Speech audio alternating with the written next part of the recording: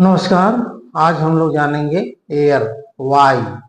कल जल के बारे में जाना गया था, आज वायु के बारे में जानेंगे। वायु पृथ्वी के चारों ओर, पृथ्वी चारों ओर से जो है वायु से घिरी हुई है और जिसमें अनेक प्रकार की गैसें पाई जाती हैं। पृथ्वी के चारों ओर बना गैसों का जो घेरा होता है उसको हम वायुमंडल कहते हैं। वायुमंडल किसके कारण जो है टिका हुआ है? तो पृथ्वी के गुरुत्वाकर्षण के कारण जो है वायुमंडल टिका हुआ है। अगर वायुमंडल नहीं होता तो जीवन संभव भी नहीं होता। चंद्रमा पे अपना स्वयं का वायुमंडल नहीं है। वायुमंडल में जो गैसें होती हैं उनका संगठन देखेंगे। वायुमंडल में गैसों का संगठन,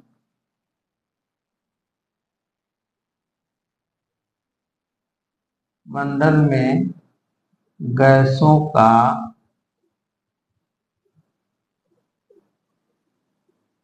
संगठन में सबसे ज्यादा 78% नाइट्रोजन नाइट्रोजन गैस पाई जाती है। दूसरे नंबर पे 21% आपकी ऑक्सीजन गैस पाई जाती है। ऑक्सीजन गैस और 1% जो है कार्बन डाइऑक्साइड, ऑक्साइड और अन्य गैसें,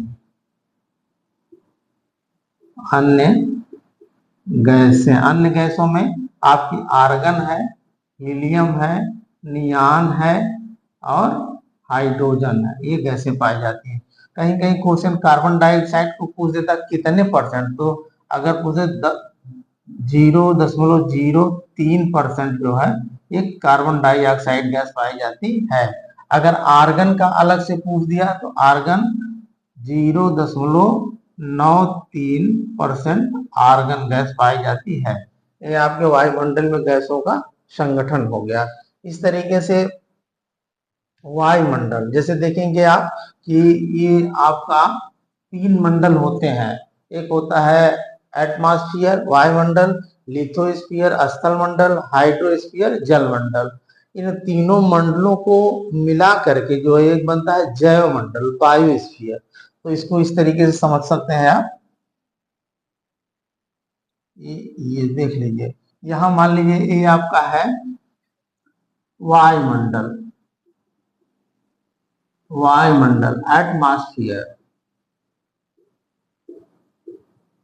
एटमॉस्फेयर, ठीक। ये आपका है जल मंडल,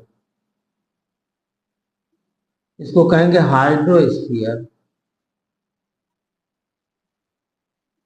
और ये आपका है स्थल मंडल,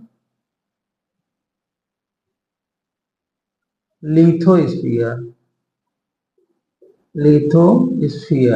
अब ये तीनों मिलकर के ये वाला जो भाग हो रहा है, ये वाला इतना भाग जो है इसको हम कहेंगे जैव मंडल,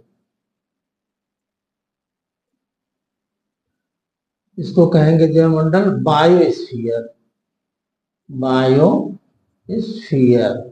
तो इस तरीके से पूरे सिस्टम को आप समझेंगे। अब आज के लिए हम लोग ये जानेंगे कि वायुमंडल में जो ये गैसों तो पाई जाती हैं, इतनी गैसें, उसके साथ साथ कितने किलोमीटर पे कौन कौन से जो है परतें होती हैं। पूरे वायुमंडल जो लगभग दसनों हजार किलोमीटर की दूरी में है पृथ्वी के चारों तरफ, अब इसको पूरे ले करके जो घूमता है, तो सबसे ऊपर होता है क्षोभ मंडल, उसके बाद समताप मंडल, उसके बाद आयन मध्य मंडल, फिर आयन मंडल, फिर बहिर्मंडल। तो उसको आप समझेंगे, उससे बहुत ज्यादा क्वेश्चन बनते हैं, उसको आप समझ लेंगे। और ये जो वायु का उपयोग कहाँ कहाँ, ये भी थोड़ा देख लें। वायु का उपयोग कहाँ कहाँ होता है? वायु का उपयोग होता है वृद्धि में, श्वसन में और प्रकाश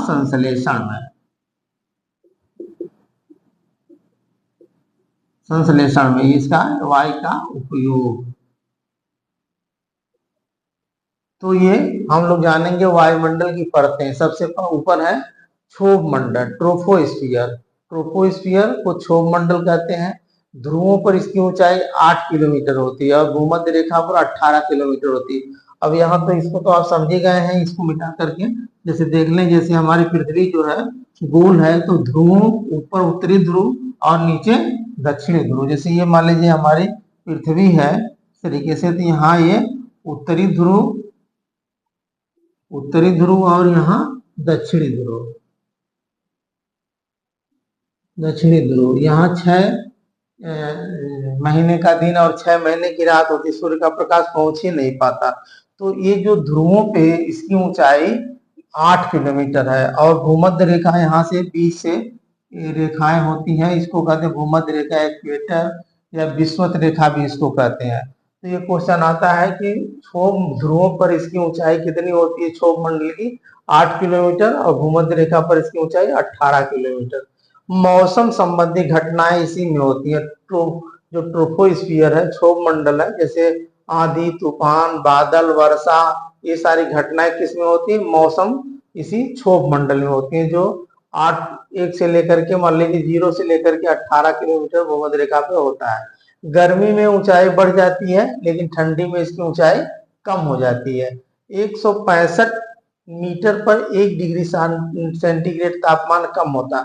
अब आप देखेंगे कि मान लीजिए हम लोग सूर्य से, जैसे ये मान लीजिए यहाँ सूर्य है, ये सूर्य है, सूर्य है, हम यहाँ हैं, हम यहाँ हैं, एक लड़का यहाँ है, ठीक है, तो किसको ज्यादा गर्मी लगेगी? तो जाहिर सी बात है कि उस तरीके से देखा जाए तो इसको ज्यादा गर्मी लगेगी। जैसे आग आप जलाते हैं, आग जला करके अगर उसके करीब जाएंगे तो आपको ज्यादा गर्मी लगेगी, लेकिन दूर है। लेकिन होता है उल्टा इसका, इसलिए इसका उल्टा होता है कि जो हमारे ये वायुमंडल में सबसे ज्यादा जो है, जो गैसें होती हैं, जो भारी गैस होती है वो कार्बन डाइऑक्साइड होती है, ये नीचे होती है। और ये सारी गैसें जो ऑक्सीजन वगैरह होती है, हीलियम, हाइड्रोजन, ये सब ऊपर चली जाती हैं। तो ये नीचे गैस होगी, तो जो सूर्य की किरणें आती है तो हमारे जो धूल के कण हैं और कार्बन डाइऑक्साइड गैस है, ये पूरी गर्म हो जाती है। इसके कारण हमको यहाँ ज्यादा गर्मी लगती है। और ऊपर जो है कार्बन डाइऑक्साइड गैस है नहीं, ऊपर हल्की गैसें हैं, हाइड्रोजन है, हीलियम है, ऑक्सीजन है, तो वहां का तापमान जो है कम होता है। जैसे जैसे हम ऊपर जाते हैं, यानी 165 मीटर की ऊंचाई पर जाएंगे तो 1 डिग्री सेंटीग्रेड, उसका दुगुना होगा तो 2 डिग्री सेंटीग्रेड, ऐसे ऐसे ऐसे ऐसे आप जाते जाएंगे तो आपका तापमान जो है कम होता जाएगा। तो इस तरीके से जो है ये तापमान, ऊंचाई पर तापमान कम इसलिए होता है क्योंकि वहां कार्बन डाइऑक्साइड की मात्रा कम होती है। बस यही इसका उत्तर है। दूसरा आपका है समताप मंडल यानी स्ट्रेटोस्फियर। इसके ध्रुवों पर इसकी ऊंचाई 8 से 50 किलोमीटर और भूमध्य रेखा इक्वेटर पर 18 से 51 किलोमीटर। ये इसको आप याद रखेंगे, यहाँ से ज्यादा क्वेश्चन बनता है कि ध्रुवों पर कितनी ऊंचाई होगी और भूमध्य रेखा पर इसकी ऊंचाई कितनी। वायुयान उड़ाने के लिए, जो एरोप्लेन वगैरह उड़ाने के लिए आदर्श काल माना जाता है, ये वायुयान उड़ाने के लिए कौन सा काल है, आदर्श काल माना जाता है। ओजोन परत इसी में पाई जाती है। सबसे इंपॉर्टेंट क्वेश्चन ये है कि किस मंडल में ओजोन परत पाई जाती है, तो ओजोन परत आपके समताप मंडल में पाई जाती है, स्ट्रेटोस्फीयर में पाई जाती है। ओजोन दिवस मनाया जाता है, 16 सितंबर को ओजोन दिवस मनाया जाता है, जब सूर्य की किरणें, ये मान लीजिए सूर्य है, सूर्य की किरणें हमारे पृथ्वी पे जब आती है और पूरे जाती है, पूरे विश्व में फैलती है, तो जो यहाँ मान लीजिए ये हमारी पृथ्वी है, यहाँ बीच में एक ओजोन परत होती है। ये ओजोन परत होती है, इस परत को जो है ये इस तरीके से एक फिल्टर का काम करती है, इन किरणों को छान करके हमारी पृथ्वी पे लाती है। अगर डायरेक्ट ये ओजोन परत में छेद हो जाए और डायरेक्ट सूर्य की किरणें आएंगी तो हम लोग सह नहीं पाएंगे, स्किन कैंसर, त्वचा संबंधित तमाम बीमारियां, लोग जलने लगेंगे, पेड़ पौधे भी जल जाएंगे और लोगों की त्वचा भी जल जाएगी। तो ओजोन पूछता है कि ओजोन की मोटाई कितनी है, तो ओजोन की मोटाई लगभग 20 किलोमीटर है और 15 से लेकर के 35 किलोमीटर के मध्य किस मंडल में, समताप मंडल में ओजोन गैस पाई जाती है। किससे ओजोन परत जो का क्षरण हो रहा है, नुकसान हो रहा है, CFC gas, chlorofluorocarbon, CFC gas, CFC यानी क्लोरो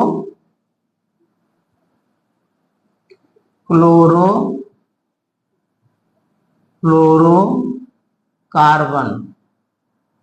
कार्बन गैस से जो है इसका क्षरण हो रहा है। फ्लोरो कार्बन गैस से इसका क्षरण हो रहा है, CFC गैस, यही आता है क्वेश्चन। तीसरा आपका है मध्यमंडल, जिसको मीसोस्फीयर बोलते हैं। मीसोस्फीयर में ऊंचाई 50 से 80 किलोमीटर की होती है। तापमान माइनस में इसका पहुंच जाता है 100 डिग्री सेंटीग्रेड। जैसे आप देखेंगे जितने भी ऊंचाई पे आप पहाड़ों पे चलते जाएंगे, जितने भी ऊंचे पहाड़ होंगे वहां ग्लेशियर, सी ग्लेशियर जमे जाएंगे ध्रुवों पर। तो इस तरीके से जो जितना ऊपर आप जाएंगे वहां कार्बन डाइऑक्साइड गैस की मात्रा कम होगी और वहां जो है तापमान आपका कम होगा, वहां ठंडी पड़ेगी आप, यानी बर्फ जम जाएगी। तो इस तरीके से ये आपका है। इसमें उल्का पिंड की घटनाएं होती हैं, जो उल्का पिंड वगैरह टूट के गिरते हैं, इसी में इनकी घटनाएं होती हैं मध्यमंडल में, मीसोस्फीयर में। अगला चौथा आयन मंडल। आयन मंडल 80 से लेकर 640 किलोमीटर की दूरी पे, इसमें रेडियो तरंगे होती है, आयनिक गुण होता है। जितने भी आजकल मोबाइल हैं और रेडियो हैं और या जितने भी तरंगे आती हैं तो किस मंडल में आती हैं? आयनोस्फीयर में, आयन मंडल में आती हैं। और चौथा पांचवा है बहिर्मंडल, एक्सोस्फीयर। 640 किलोमीटर से ऊपर लगभग 10,000 तक किलोमीटर तक हमारा वायुमंडल फैला हुआ है, तो वहां तक जो ये बहिर्मंडल होता है, इसमें हल्की गैसें जैसे हाइड्रोजन, हीलियम रहती हैं। और कृत्रिम उपग्रह जैसे आर्यभट्ट वगैरह या तमाम जो उपग्रह कृत्रिम छोड़े गए हैं, इसी में छोड़े गए हैं, किसमें? आपके बहिर्मंडल, एक्सोस्फीयर में। तो अब क्वेश्चन बनता है कैसे? पूछ देगा कि आंधी, तूफान, वर्षा किस मंडल में होती है, तो आपके क्षोभ मंडल।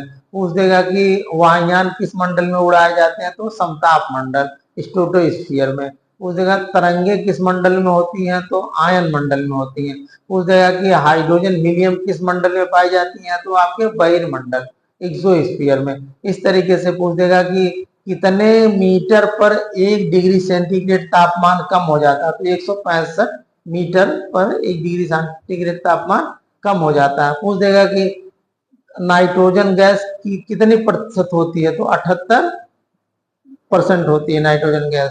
और पूछ देगा कि वही ऑक्सीजन 21%, और इनका अलग अलग रेशियो आप निकालेंगे इस तरीके से।